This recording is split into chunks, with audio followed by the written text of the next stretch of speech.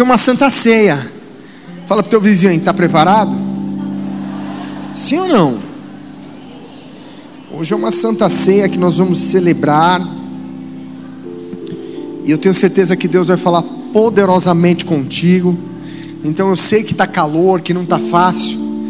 A minha oração é que o teu vizinho tenha passado um bom desodorante, porque aqui em Rio Preto não é fácil, né? Você dissolve sem perceber. Daqui a pouco você está andando para a rua, só está a metade, está dissolvendo, né? O sol nasce aqui, né? Eles não sabem nada lá no Egito. O sol nasce aqui. E eu tenho certeza que Deus vai te encher com tanta bondade. Mas para que essa noite seja perfeita, fala para o teu vizinho. Fala assim, para que essa noite seja perfeita, porque Jesus, diga assim, porque Jesus já está na casa. Agora, para que essa noite seja perfeita, eu quero beber dessa água que vai sair do altar. Então por isso nessa noite, não me atrapalhe, não me interrompa. Põe seu telefone no VibraCall. E se você tirar a minha atenção, você vai me pagar uma pizza.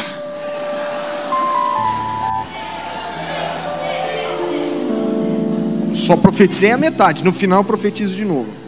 Fecha os teus olhos, curva a tua cabeça.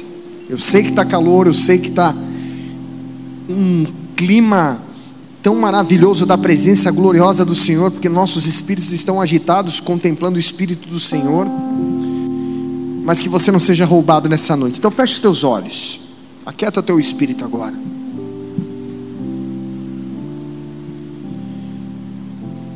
Tu és poderoso, Jesus.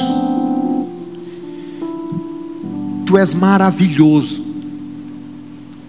Tu és o único que pode transformar nossa vida, nossa história. Tu és o único que pode mudar, ó Deus.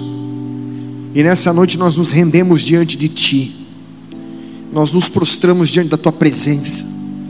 Nós reconhecemos a Tua bondade, o Teu governo, o Teu senhorio. E Te damos total liberdade nessa casa. Para isso, vem dos céus, derrama da Tua unção, da Tua glória, da Tua unção poderosa. Marca esse território como território sagrado. Que todo valente, todo espírito contrário à Tua palavra, toda vagação de mente, todo roubo do inimigo, seja agora paralisado pelo poder que há em nome de Jesus Cristo de Nazaré. Nós damos total liberdade ao Espírito Santo. Por isso, aquieta minha alma, silencia os nossos pensamentos, que eles estejam cativos ao Teu trono agora. Fala conosco poderosamente. Te damos total liberdade, Espírito Santo. Encha-nos com a Tua presença. Como foi dito, para que essa noite seja perfeita, se revela poderosamente, Jesus. Toma o governo, toma o controle. E sobre a minha vida Tu bem sabes, ó Pai, que eu não tenho nada a oferecer aos Teus filhos. Eu me diminuo, eu me esvazio, porque eu reconheço a minha mediocridade, o quão pequeno eu sou. Mas debaixo da Tua bondade, da Tua misericórdia, que o Senhor me incumbiu, para que eu pudesse, ó Deus, anunciar a Tua verdade, a Tua palavra. Por isso fala conosco, toma minha vida nas Tuas mãos, perdoa os meus pecados, as minhas imperfeições, as minhas limitações. Jesus, usa-me mais uma vez, debaixo da Tua bondade. Sela os meus pensamentos, que eu seja apenas um canal, que tudo aquilo que for soprado, ó Deus, ou melhor, tentar soprar da minha carne seja anulado, mas que eu seja apenas uma condução. Me escondo atrás da Tua cruz, e que toda glória, louvor seja dada a Ti, Jesus. Por isso nós nos rendemos nessa noite diante do Teu senhorio. Fala conosco, é o que nós Te pedimos em nome do nosso Senhor Cristo, o Jesus. Amém, graças a Deus. Pode bater palma, gente, glorifica o Senhor.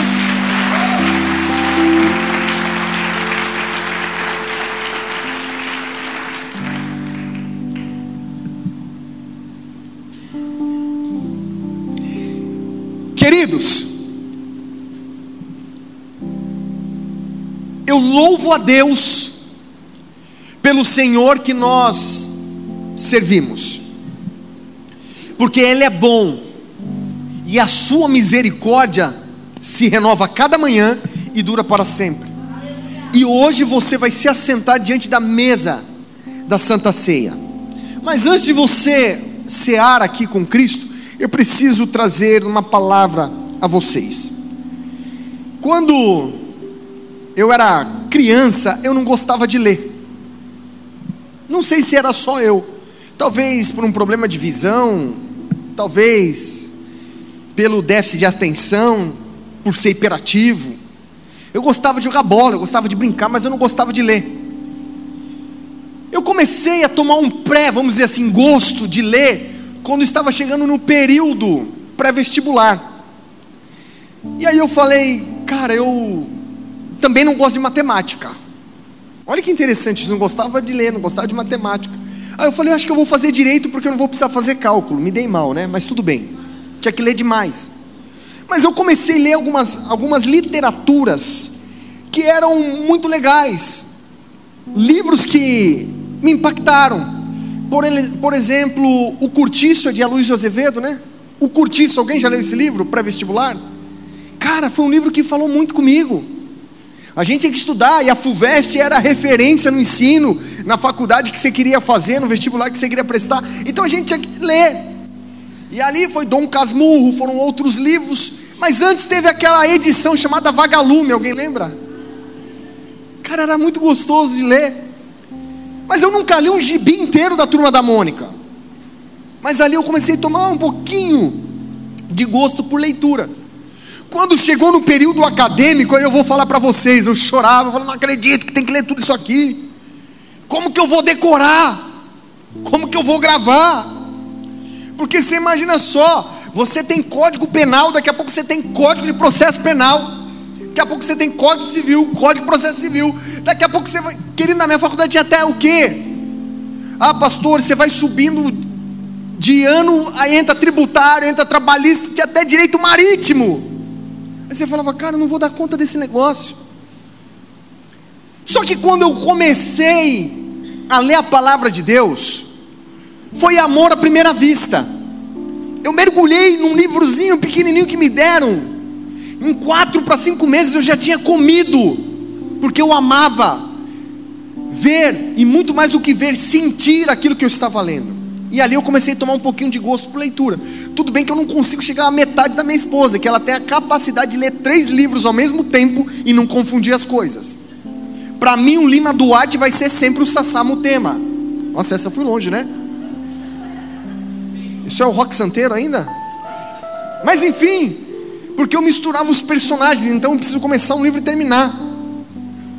E dentre a minha caminhada cristã, eu li grandes livros que mexeram muito comigo, como Ben-Hinn, como Paul Jung, pessoas que foram muito legais, pessoas que marcaram a minha vida, como Max Lucado, pessoas que acrescentaram não apenas a minha fé, mas o conhecimento, como C.S. Lewis, para mim o maior teólogo contemporâneo.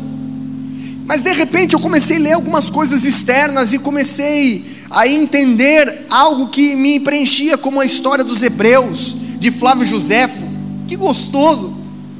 Enfim, tantos livros que a gente vai lendo, vai aprendendo e vai buscando, mas existem obras que são memoráveis, sim ou não? Tem livro que você lembra, meu irmão, com tanto carinho, com tanto gosto, porque marcou a tua vida, principalmente em fases especiais. Recentemente eu li um livro que marcou a minha vida, e que qualquer dia desse eu prego sobre ele. Mas esse livro que eu quero falar para vocês, certamente essa obra literária, ela está eternizada, perpetuada na estante da literatura mundial. E essa obra que eu quero falar a vocês pertence a um romancista, a um dramaturgo chamado Victor Hugo. Vocês já ouviram falar? Cara, é um escritor sensacional. Interessante que Victor Hugo possui outras obras clássicas, e eu tive o prazer de conhecer a Catedral de Notre Dame na França antes do incêndio, e ali certamente você já deve ter ouvido, talvez não lido a literatura, mas ter pelo menos assistido o filme do Corcunda de Notre Dame. Alguém lembra? De Victor Hugo, um escritor clássico, romancista, poético, e que também está na prateleira mundial da literatura. Mas eu vou tentar resumir aqui esse livro, porque tem tudo a ver conosco, sem dar spoiler, é claro. Eu vou tentar resumir nessa noite, mas eu quero que você guarde isso, porque certamente vai marcar a tua vida. E o tema do sermão dessa noite vai marcar a tua vida, que fala comigo e contigo. Nós somos os miseráveis. Fala para o teu vizinho, os miseráveis. Qual que é o tema do sermão dessa noite? Os miseráveis. Que livro fantástico, que livro maravilhoso. Deixa eu só dar um pano de fundo que é esse livro.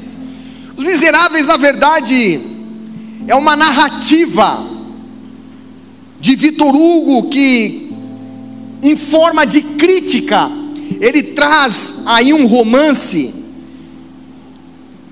vamos dizer, cutucando o regime francês do século XVI. E ele carrega nesse livro algo estrondoso que nos desafia a sermos a cada dia melhor. Victor Hugo escreve nos Miseráveis uma história fantástica de transformação, de superação e de renovo de vida. E eu vou tentar não dar spoiler, mas numa parte desse livro, é uma literatura de aproximadamente 1.300 páginas, que você lê a cada dia com expectativa. No próximo capítulo, ele narra a história de um homem chamado Jean Valjean. Quem é esse camarada? Jean é um cara que não teve condições, os seus pais morreram cedo, e ele foi o camarada que precisou cuidar dos seus irmãos menores, e num regime totalmente socialista, opressor da França, ali ele não tem condição de cuidar dos seus irmãos, e ele na sua vamos dizer, ou melhor, no meio da sua adolescência, entrando já na sua pós-adolescência, cuidando dos seus irmãos, ele se vê numa situação miserável, onde ele não tinha comida em casa, ele não tinha o que fornecer aos seus irmãos, a ponto que num dia de desespero, o que ele faz? Ele vê os seus menores chorando de fome, ele entra numa padaria, e o que ele faz? Ele furta um pedaço de pão. E quando ele rouba esse pão, ele corre para casa para alimentar os seus irmãos. Só que ele é denunciado. E quando ele é denunciado, tem aqui um inspetor da polícia que foi até ele e foi prendê-lo.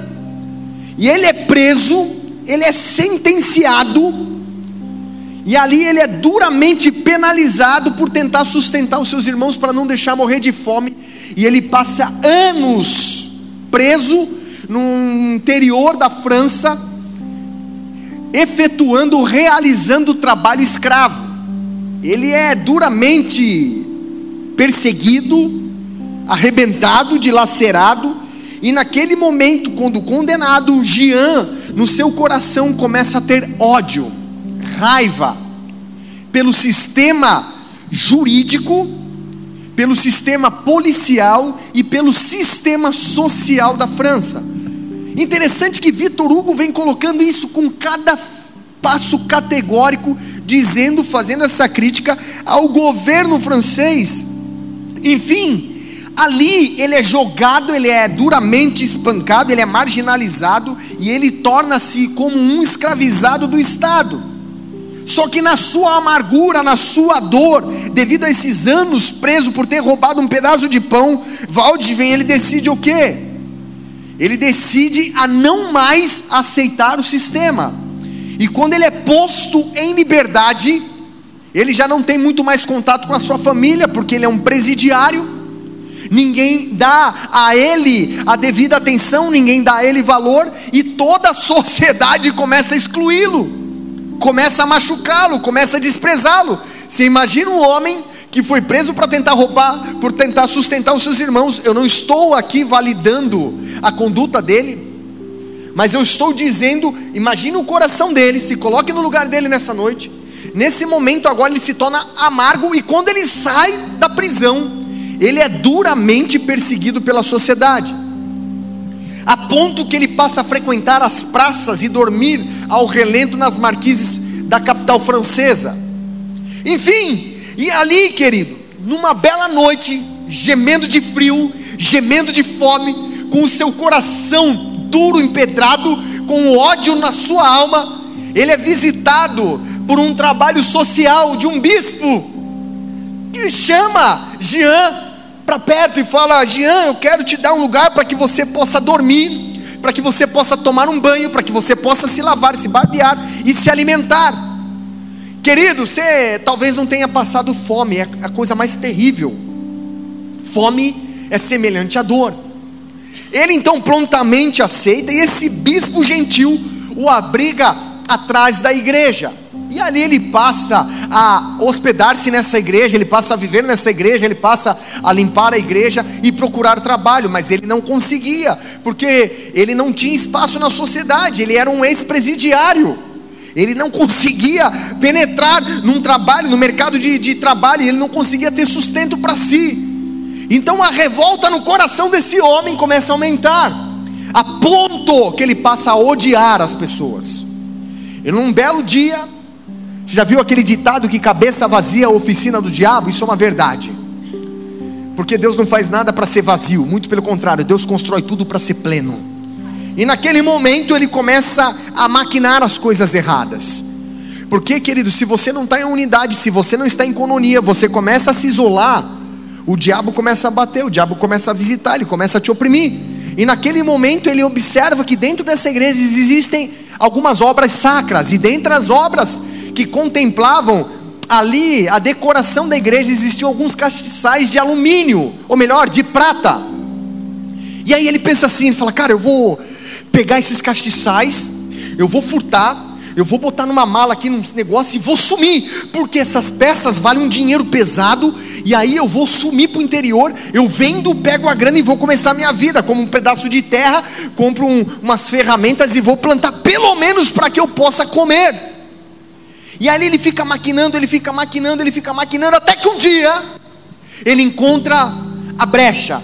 Olha o pecado, né? Você fica maquinando, e de repente a palavra fala que os seus pensamentos dão à luz a sua ação. Cara, e Victor Hugo vem narrando isso, cara. E aí ele concebe o pecado, e agora de forma louca, ele usurpa a igreja, ele rouba essa peça sacra de prata para vender, e ele sai em disparada. Só que naquela tarde havia alguns fiéis na igreja que viram ele furtando e saindo correndo. Olha a cena. Os fiéis então, motivados, já preocupados, porque o bispo havia dado uma oportunidade, um privilégio para Jean Waldman, já havia colocado um camarada que era marginalizado, que não servia para nada, era a escória da sociedade, que não prestava, que não tinha expectativa, que era um monstro, um bandido, já estava incomodado. E agora o ato se cumpre, e eles correm atrás de Jean, e Jean tenta escapar, some, eles vão na delegacia, e aquele inspetor de polícia, que lá atrás prendeu ele, que o arrebentou, que o dilacerou na violência, fica sabendo e vai atrás de Jean. E aí ele tenta fugir, até que o inspetor e a polícia novamente o apreende. Ele então é conduzido ali ao distrito policial, para ser ali interrogado, preso, e aguardar mais uma vez o duro martelo da justiça. Só que interessante que Victor Hugo narra que naquele período a justiça era tendenciosa. Quem era pobre, duramente sentenciado, e quem tinha alguma influência, não era penalizado. Então essa crítica ao sistema é muito legal. Só que voltando à história, naquele momento que ele é preso, ele é algemado, ou melhor, acorrentado, alguém precisa lavrar esse, entre aspas, boletim de ocorrência. Só que quem tem autoridade para fazer o lavrar desse boletim de ocorrência é o bispo, porque apenas o bispo respondia pela eclesia. O membro, ele não poderia ter autoridade, porque ele não era aquele que coordenava o trabalho. Então automaticamente eles entram em contato com o bispo, e o bispo precisa se dirigir à autoridade policial.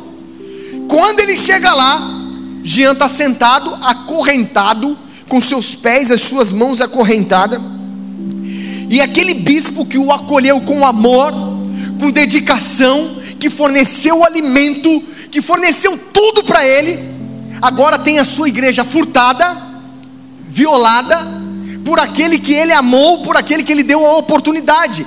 Ninguém havia dado oportunidade para esse homem, e aquele bispo deu a oportunidade. Então o bispo se dirige até ele. Quando ele está lá capturado, a autoridade policial questiona, falando: o senhor precisa aqui assinar, vacinar aqui o problema dele, para que a gente então o prenda, e ele agora passe a viver na prisão perpétua. Ele é reincidente no crime de roubo. Naquele momento, querido, de forma espantosa, o livro começa a mudar a vertente. De forma extraordinária e com tanta destreza, Victor Hugo começa a escrever algo que impactou e transformou a minha vida e me fez refletir muitas coisas. E é nesse momento que eu quero que você abra o teu coração. Após a denúncia, após Jean ter sido preso, com as suas, vamos dizer, com a sua mão diante das provas, ali ele está pronto para responder. E quando a autoridade policial o questiona e fala assim: olha, bispo, está aqui o vagabundo meliante, agora acabou para ele, não sai mais da cadeia, vai ficar na prisão perpétua. E enfurecidamente os fiéis da igreja falavam: aí ó, eu falei, bispo, que esse cara era um picareta, esse cara era um vagabundo, não prestava para nada. Tá vendo? Nós falamos, nós te avisamos. E o bispo olhando para todo mundo assustado, e Jean ali cabisbaixo, e todo mundo pressionando: agora chegou a hora da gente mostrar para ele como que é, como que funciona, chegou a hora dele ser penalizado. E o inspetor babando para prendê-lo, para colocar na masmorra, para espancar, e Jean já pronto para ser abatido, para ter seu sangue derramado. O bispo vai em direção a Jean, querido, você não está entendendo, e com uma voz baixa, ele se aproxima do ouvido de Jean e diz assim: meu irmão, você não pertence mais ao sistema maligno. Meu irmão, falando no ouvido dele, para que ninguém pudesse ouvir: você não pertence mais ao mal e sim ao bem. E o bispo traz essa frase no livro: eu retiro a sua alma e os seus pensamentos obscuros e entrego a Deus. Sem entender nada, Jean levanta os olhos, fita os seus olhos no bispo. O bispo dá os passos para trás e diz assim: vocês não estão entendendo, pode soltá-lo, porque eu dei de presente para ele os castiçais. Ninguém entendia nada. Mas como? Aquele que furtou, aquele que defraudou, aquele que roubou. Bispo, você não está entendendo, esse cara é um canalha, esse cara não tem jeito. E o bispo falou: vocês não estão entendendo, sou eu que tenho autoridade sobre a eclesia, e eu dei de presente para ele, por que vocês estão prendendo ele? E Jean também sem entender nada, porque ele havia acabado de furtar. E naquele momento, aquele homem machucado, dilacerado, destruído pela vida, arrebentado, pronto para ser abatido e morto, ele recebe o perdão. Fala para o teu vizinho: perdão.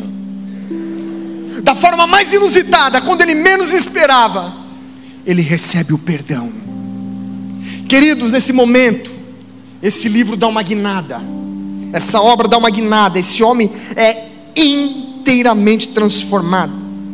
Quando eu falo inteiramente transformado, querido, ele recebe o poder do perdão, a ponto que ele começa a viver uma nova vida.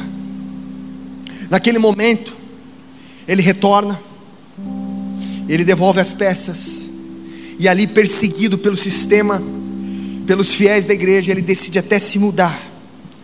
E por causa desse perdão transformador, a palavra de Deus traz na carta aos Efésios, que diz assim, Efésios capítulo 1, olha que interessante isso.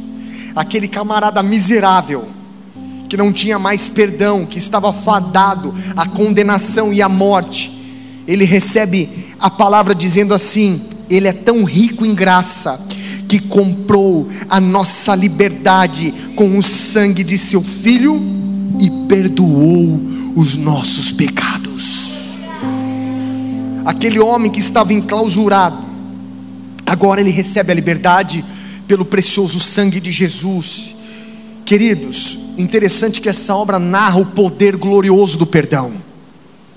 É uma obra secular, mas que o perdão é carregado, é onde ele traz esse ensinamento que o perdão é uma ferramenta poderosa de tirar a pessoa da escuridão e devolver ela à luz. Isso é maravilhoso. A paz, a gratidão começa a habitar no coração daquele homem que era machucado, oprimido e aprisionado. Fala para o teu vizinho: perdoar é sair das prisões. Fala para outro vizinho: perdoar é sair das prisões.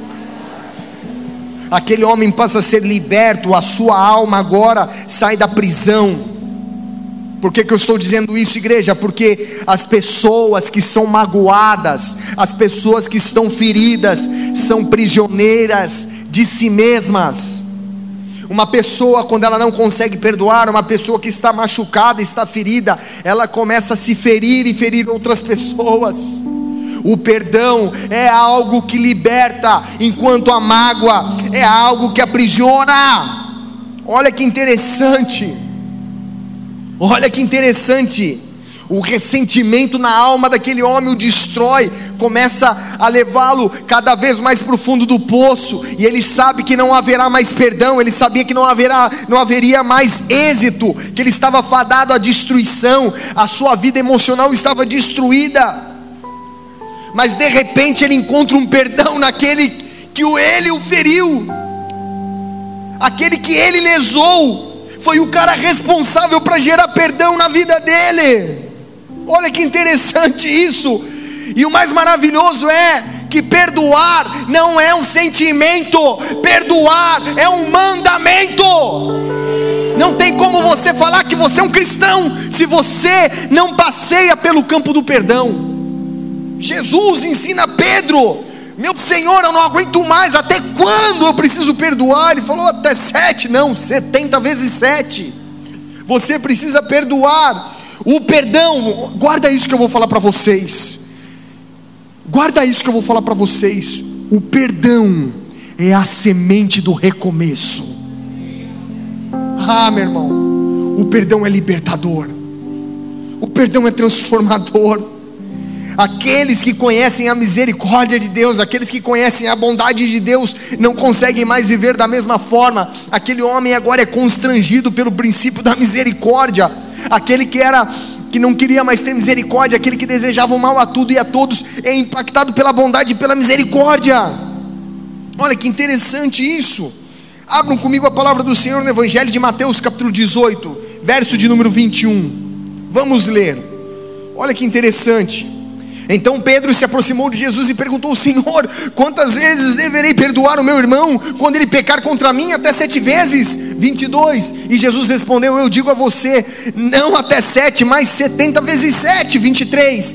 Por isso o reino dos céus é como um rei que desejava acertar as contas com seus servos, e quando começou o acerto, foi trazido à sua presença um que lhe devia uma enorme quantidade de prata.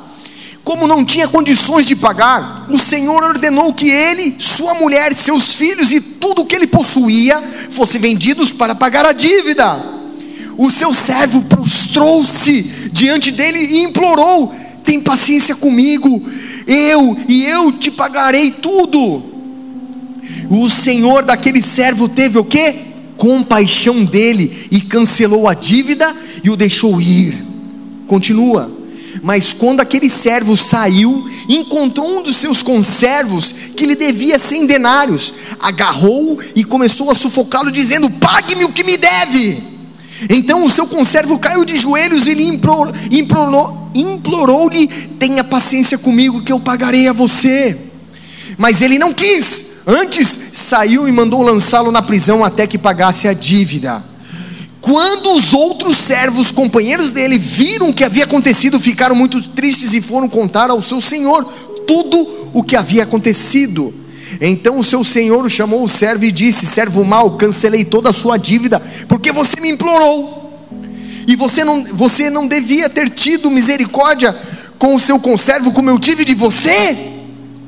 Irado, seu senhor entregou aos torturadores até que pagasse tudo o que devia até aí, ou melhor, até o último 35. Assim também, presta atenção agora, assim também fará o meu Pai Celestial a vocês, se cada um de vocês não perdoar de coração o seu irmão.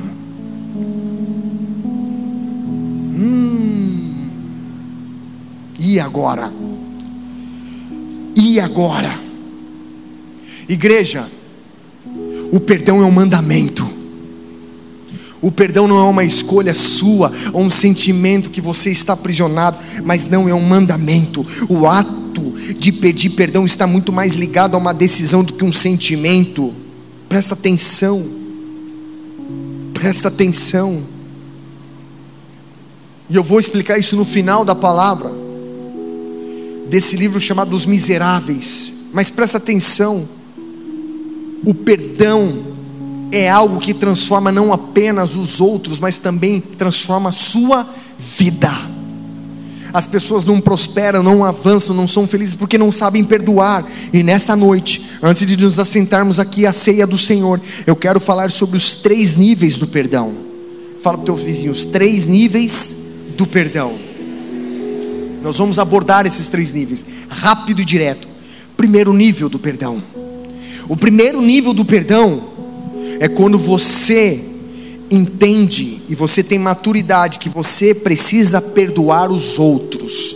Ou seja, você precisa perdoar aquele que te feriu, aquele que te machucou, aquele que te traiu, aquele que te perseguiu, aquele que te caluniou. É quando você precisa aprender a perdoar aqueles que se levantaram contra você. Quando você entende esse princípio, você começa a romper, porque é a palavra de Deus. Eu não estou pregando historinha para boi dormir não, meu irmão. Eu estou falando da palavra. Efésios capítulo 4, verso de número 31. A palavra diz assim: livrem-se de toda amargura, raiva, ira, das palavras ásperas e da calúnia e de todo tipo de maldade. Em vez disso, sejam bondosos e tenham compaixão um com os outros, perdoando-se como Deus os perdoou em Cristo Jesus. E aí? Você tem perdoado o teu irmão? Você perdoou o teu pai porque ele te feriu? Você liberou perdão para tua mãe porque ela te oprimiu? Por teu filho? Você liberou perdão para aquela que te machucou? Perdão é um princípio. E quando eu entro numa sala pastoral para aconselhar, para ministrar, constantemente eu vejo pessoas aprisionadas dentro de situações ocorridas no passado. Pessoas que não conseguem ser felizes porque estão presas a dores do passado, porque foram injustiçadas. Ah, pastor, eu só queria um pedaço de pão para alimentar os meus irmãos. Eu fui abandonado, eu fui machucada.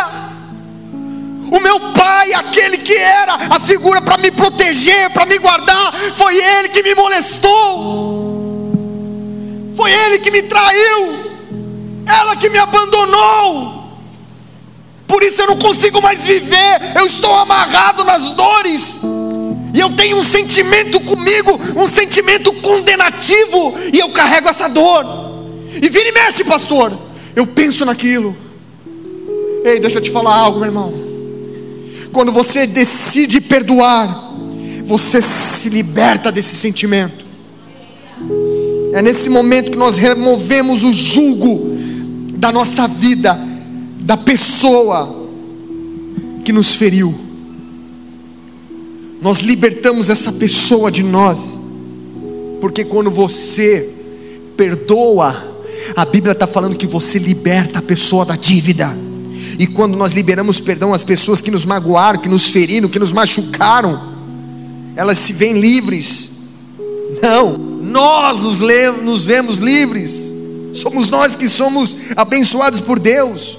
Evangelho de Mateus capítulo 6, verso de número 12: perdoa as nossas dívidas, assim como nós perdoamos aos nossos devedores. Que hipocrisia que nós estamos vivendo. O Evangelho não é um Evangelho de condenação. No texto áureo da Bíblia Sagrada, no Evangelho de São João capítulo 3, verso de número 16, ele diz o quê? Deus amou o mundo de tal maneira que ofertou, entregou, deu o seu Filho unigênito, para que todo aquele que nele crer não pereça. Jesus veio como oferta imolada por nosso perdão. Aqui está o sangue e a carne dele para nos perdoar. Nós não éramos dignos. Você pode falar: mas meu pai não é digno de perdão, a minha mãe não é digna, meu gerente não é digno, meu chefe não é digno, meu vizinho não é digno, o meu tio que me estuprou não é digno. Ei, meu irmão, você não tem poder para condenar ninguém. Então sai dessa prisão. Deixa Deus lutar a tua luta. Deixa Deus transformar a tua vida. Então aprenda a libertar. Ah, pastor, eu não consigo. Você vai ficar amarrado a essa pessoa o resto da sua vida, infeliz. Mas quando você perdoa, você rompe as cadeias e fala: estou livre. Aquilo que me machucava já não machuca mais. Aquela ferida que escancarava pus, sangue e derramava dor, agora ela é cicatrizada. E a tua dor agora tem poder para curar os outros. É o perdão. Então aprenda a perdoar. Pastor, como eu faço isso? Entendendo que Deus te amou. Jean estava pronto para ser condenado.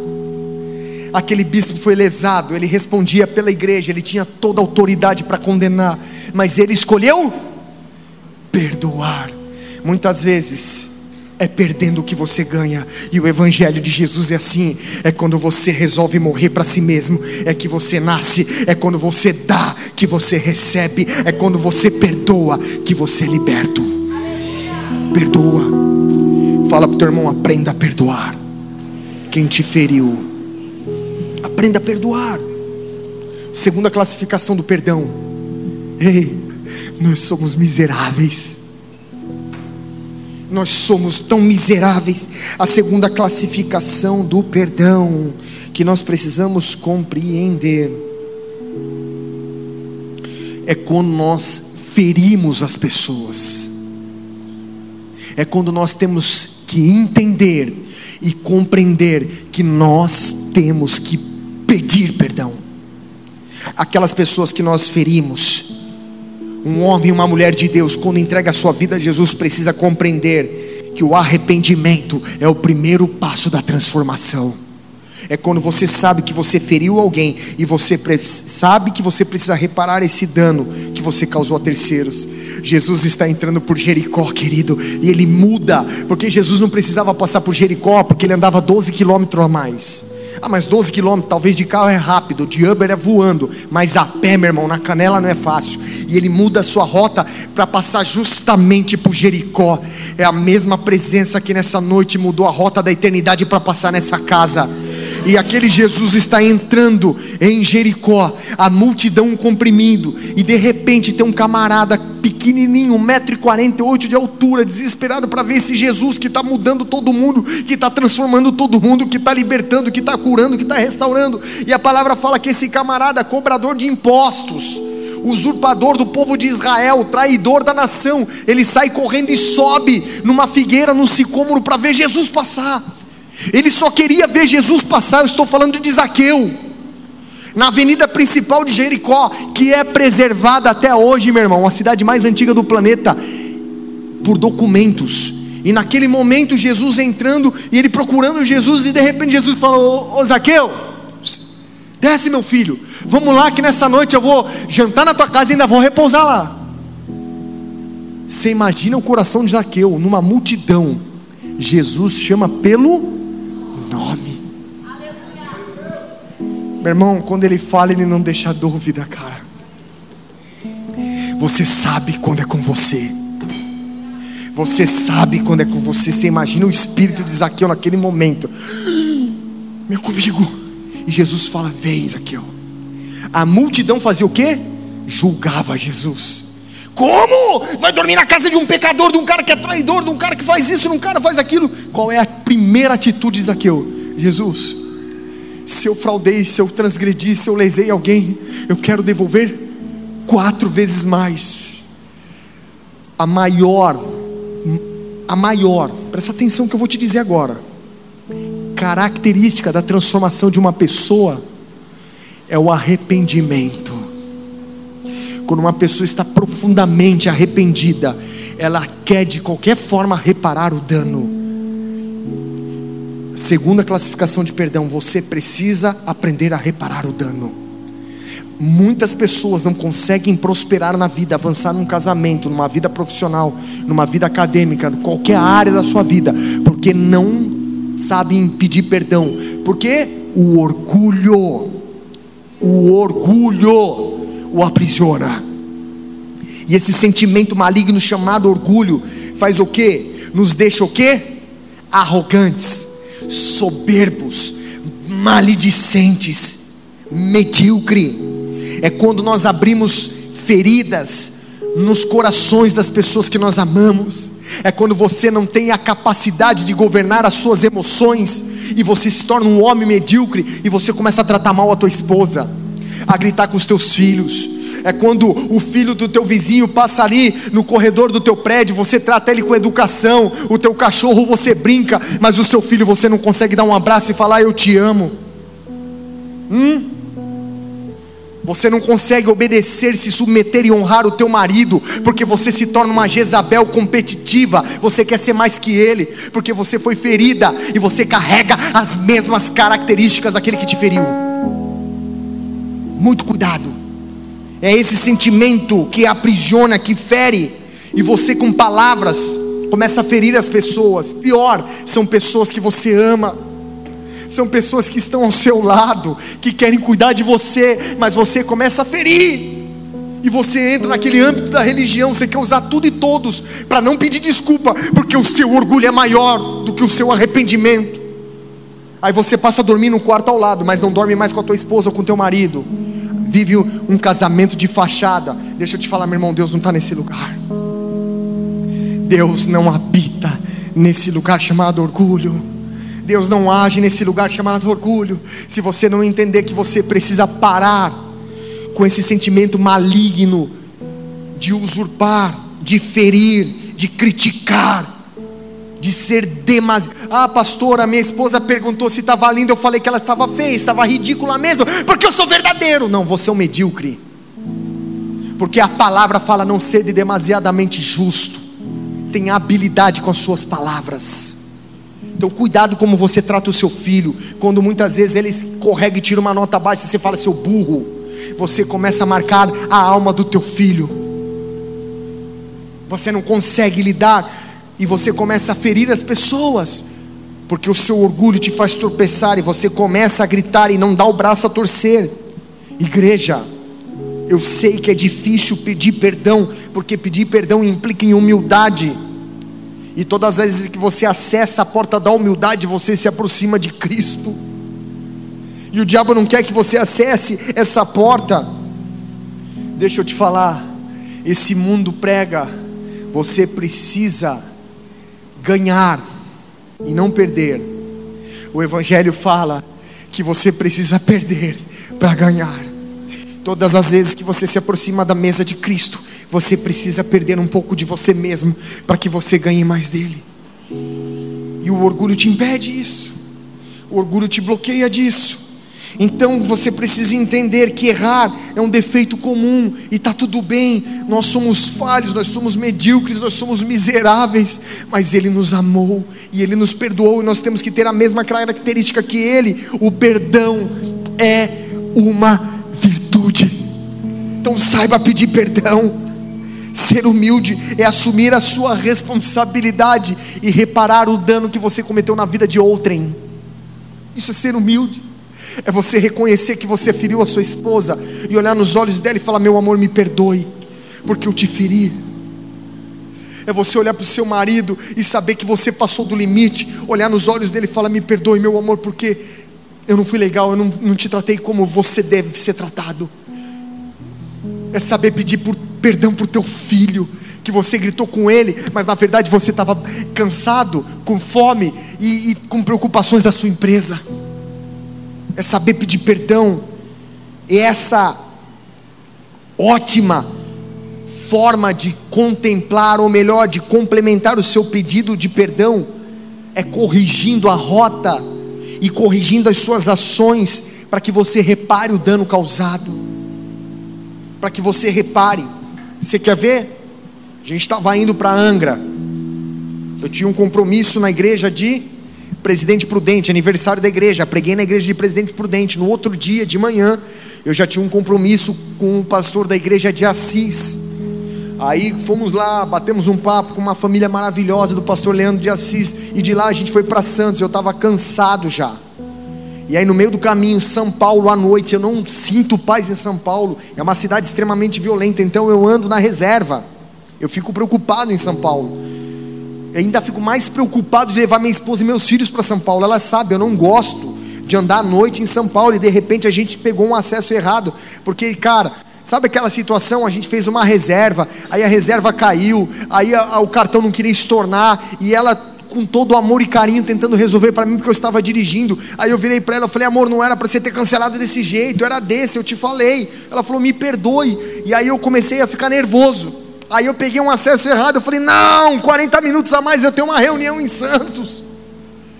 Aí de repente, cara, eu falei: eu estou errado, eu sou o responsável para gerar o governo e a paz dentro desse lar. Aí eu fiquei quieto. Chegamos em Santos, foi uma bênção. Jantamos numa pizzaria extraordinária, Deus honrou. A gente dormiu num hotel zoado, de quebrada, e para achar esse hotel já estava tenso também. Aí eu não falei nada. Ela achou um hotel, querido, que até o diabo queria passar longe. Aí eu falei: eu vou dormir nesse hotel, porque quando eu reservo hotel, eu preservo eles, eu quero colocar no melhor. Quando eu reservo hotel, eu durmo no pulgueiro, eu durmo no carro, mas a minha família não. Só que ela achou que era um hotel bacana, porque a foto era bonitinha, chegou lá, era tipo casca grossa, Missão Haiti o negócio. E ela não falou nada, e ninguém falou nada, e para tomar banho não tinha boca, você tinha que correr atrás da gota d'água para tomar banho, 2h30 da manhã, e no outro dia a gente tinha que estar em Ubatuba para almoçar com um casal de pastores. Cara, foi tenso, mas saímos de lá dando risada, almoçamos, foi uma tarde maravilhosa com um casal de pastores de Ubatuba que nós amamos demais. Enfim, ele parece o velho do UFC, eu sei que está gravando, Rodolfo, você parece o velho do UFC, mas tudo bem, vamos voltar para cá. E aí de lá nós almoçamos e tocamos para Angra, e ela estava toda feliz, porque a pousada lá é de gala. O Rodolfo e a Paty têm uma pousada extraordinária lá em Ubatuba, os pastores da igreja. Só que da igreja do lado, de Angra dos Reis, também os pastores têm uma pousada maravilhosa, o pastor Douglas e a pastora Fabi. E a gente ia pregar no congresso de aniversário lá também.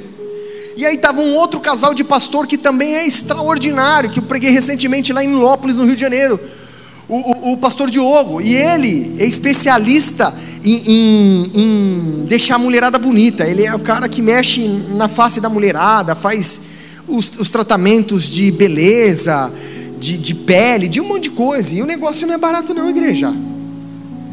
Aí de repente estava conversando, daqui a pouco ela falou: ai, eu queria tanto fazer. Ah, não sei, né?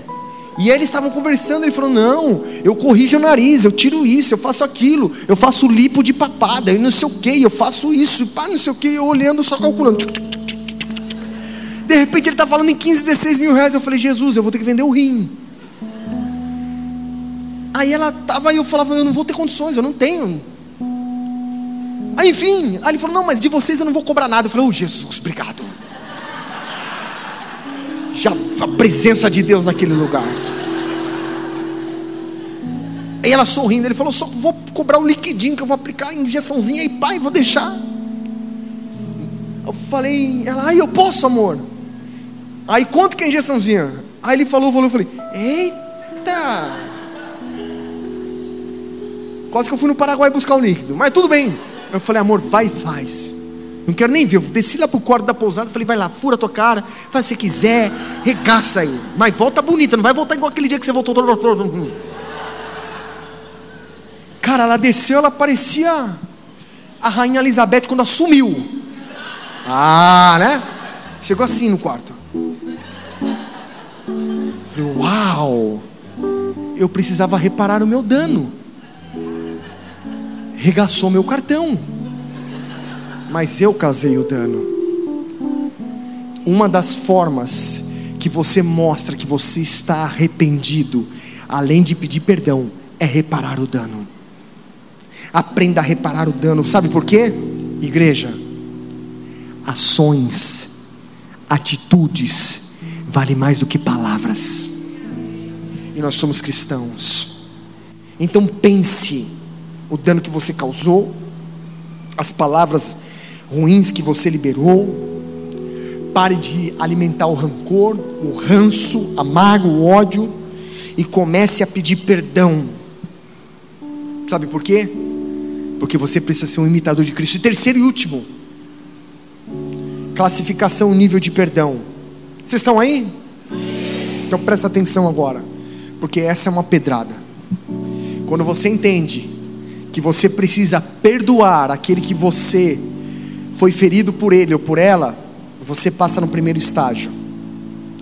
Quando você entra no segundo estágio, você então agora tem a maturidade de pedir perdão para aquele que você feriu, para aquela que você feriu, que você usurpou, e ainda reparou o dano. Você subiu o segundo nível, mas agora você precisa entrar no terceiro nível, no profundo daquilo que Deus tem para você. Jean, ele roubou um pedaço de pão, e por mais que ele trabalhou, ele não conseguiu reparar. Ele foi ali, foi até que o perdão chegou na vida dele. Mas presta atenção, sabe o que foi libertador na vida daquele homem? Quando ele entendeu o terceiro nível, que é o transformador na vida de uma pessoa. É quando, além de você liberar o perdão, você pedir o perdão a quem você machucou, é você se auto-perdoar. É quando você entende que você precisa perdoar a si mesmo e se libertar desse sentimento autopunitivo.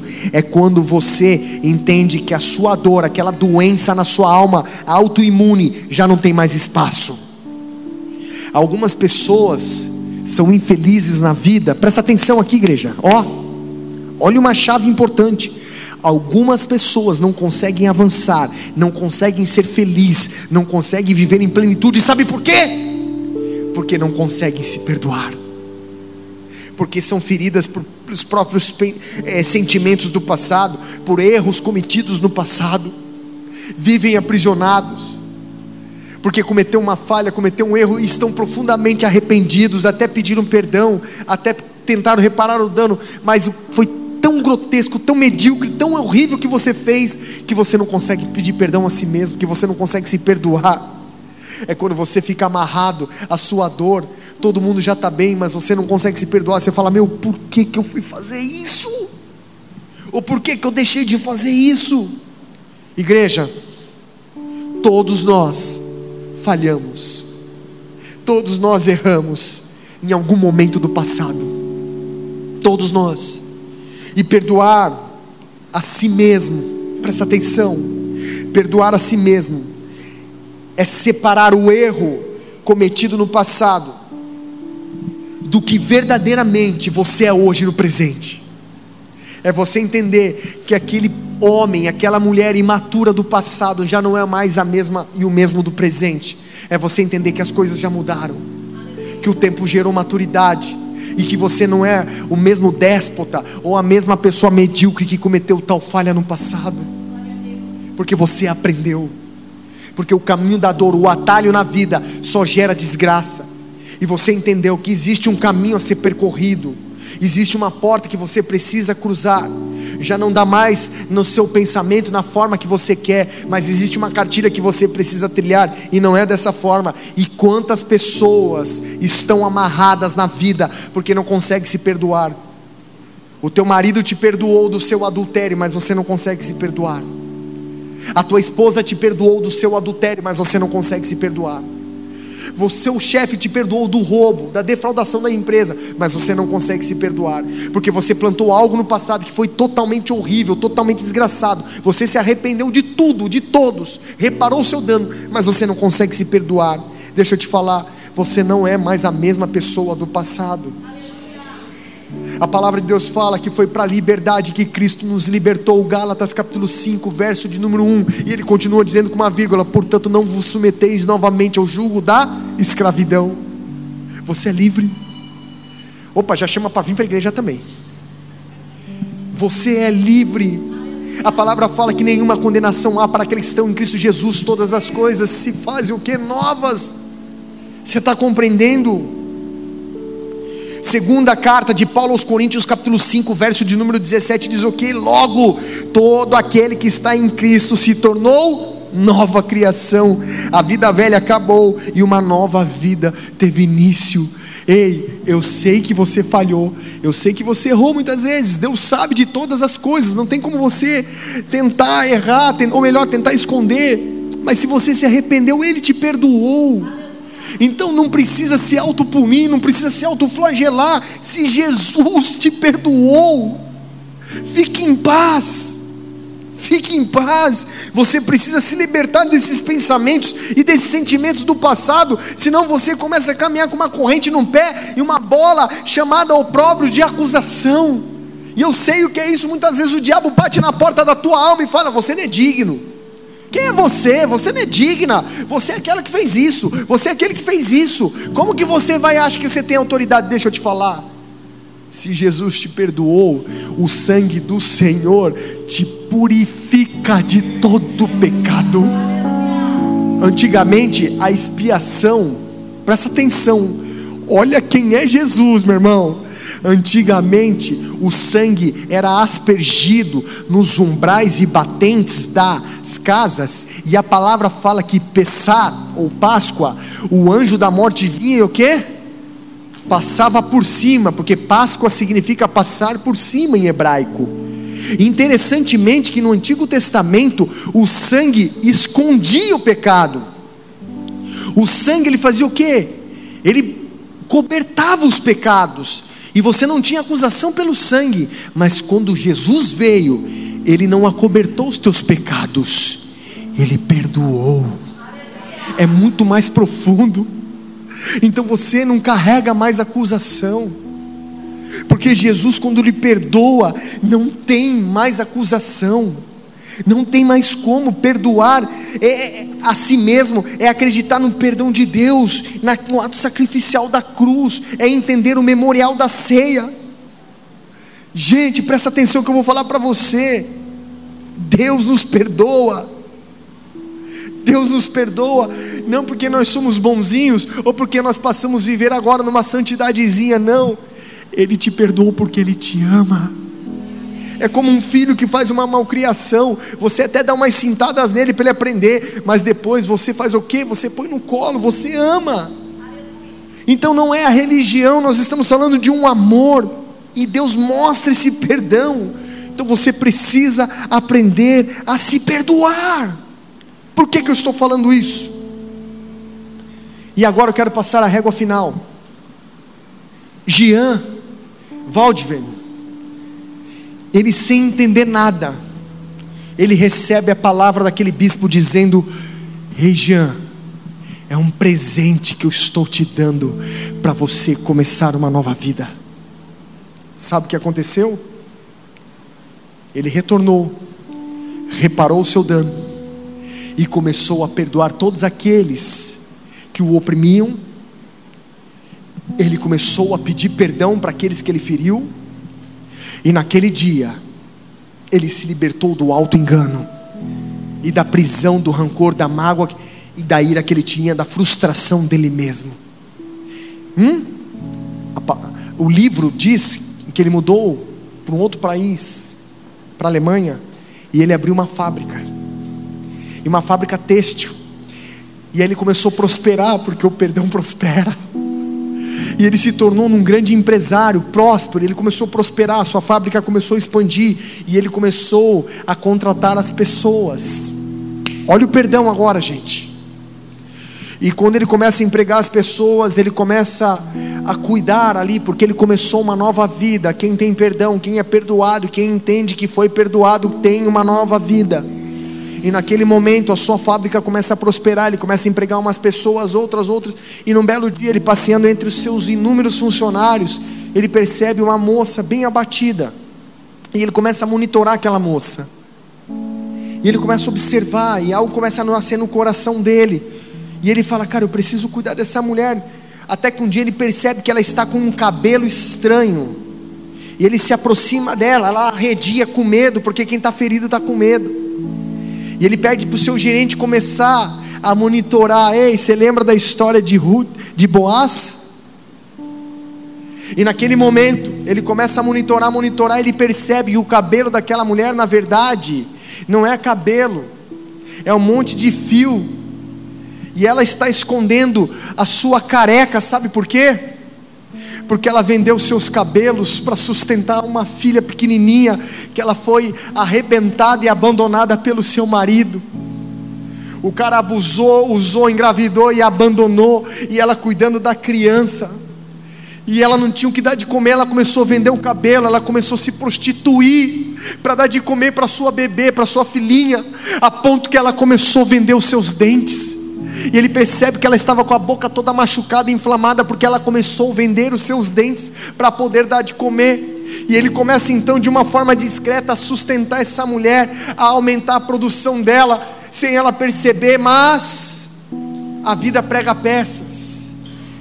Ela, numa infecção, ela acaba morrendo, defraudada, arrebentada da noite, de passar a noite com 4, 5, 6, 7 homens diferentes para poder sustentar sua filha. Ela vem a óbito, e aquele cara que cuidou dela passa então a cuidar da sua filha, sem ela perceber. E num determinado ponto da vida, essa menina vai crescendo, essa menina vai amadurecendo, e agora Jean, ele está diante de uma situação tão maravilhosa financeira, e ele tem grandes amigos, e um dos amigos que Jean tem, presta atenção, é um dos maiores juristas da região, um dos maiores nomes do direito da época. Quero separar até aqui. E o que ele faz? Presta atenção agora. Jean, ele pega esse amigo e fala assim: olha, tem uma mocinha que eu conheço lá na fábrica, uma mocinha maravilhosa, uma menina de Deus, e eu tenho o seu filho aí, que é um garotão que está indo na mesma pegada que você, e esse garoto que está aí crescendo, vai se tornar um jurista, precisa conhecer essa menina. E ele cria uma situação, porque ele sabe que a menina não tem nada, e de repente eles se aproximam, e ali nasce um relacionamento, um casamento, ele se casa. E aquela menina que não tinha expectativa de vida, agora começa a ser cuidada por um homem verdadeiro, e ali nasce um amor. Só que a vida vai se passando, até que um belo dia Deus recolhe Jean Waldwehr. E no testamento daquele homem constava a filha dessa mulher que morreu e que se prostituiu, e toda a herança desse homem foi direcionada a ela. E ela, sem entender nada, ela tinha um pai de amor. Sem conhecer, ela tinha um homem que era extremamente machucado, extremamente impiedoso, que cuidou dessa menina e fez dela uma grande mulher. E no dia da morte, ela deixou uma frase no túmulo de Jean Waldwehr: até a dor e a morte o perseguiu, e ele não teve descanso, mas o amor e a sorte o encontraram. A frase inteira você vai ler no livro. O que eu quero dizer nessa noite, querido, é que mesmo aqueles que outrora eram imperdoáveis, passíveis de morte, quando encontraram o poder do perdão, foram transformados. A minha oração nessa noite é que você, a sua casa, a tua família, tudo que você tem, encontre o poder do perdão e você descubra quão miseráveis nós somos, mas diante da bondade e da grandeza de um amor incondicional. Feche os teus olhos, curve a tua cabeça em nome de Jesus.